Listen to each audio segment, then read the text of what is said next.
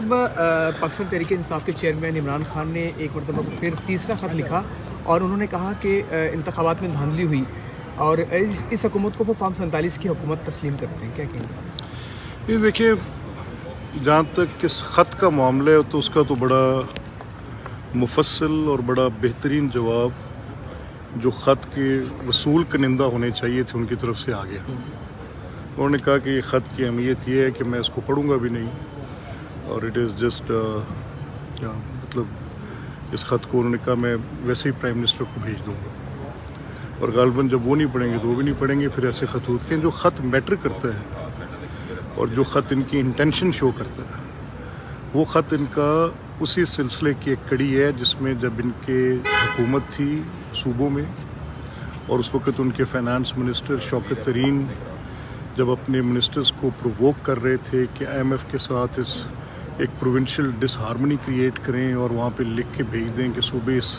IMF के programme के साथ जुड़े हुए नहीं हैं। और मोहसिन लगारी की और वो कॉन्वर्सेशन आप सबके मुशाहिदे में है, इसमें कोई छुपी बात नहीं है, जिस पे Mohsin at least showed some spine and character and he said why मैं तो ये नहीं कर सकता हूँ वाली बात की उसने।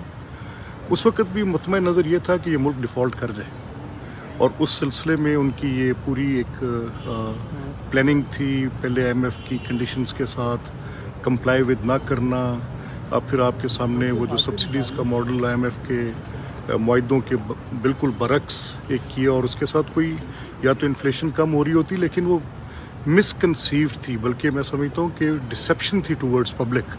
और जो उनका एजेंडा था वो सिर्फ एक था और वो एजेंडा ये था कि डिफ़ॉल्ट कराना है पाकिस्तान को। वो इस एजेंडे पर आए हुए थे, पॉलिटिकल इंस्टेबिलिटी क्रिएट करनी है, अदालतों में तकसीम करनी है, मुल्क के अंदर एक सियासी अफरा तफरी पैदा करनी है।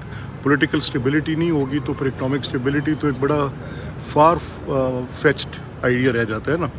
तो इसमें उनका वहाँ पर उनको नाकामी हुई।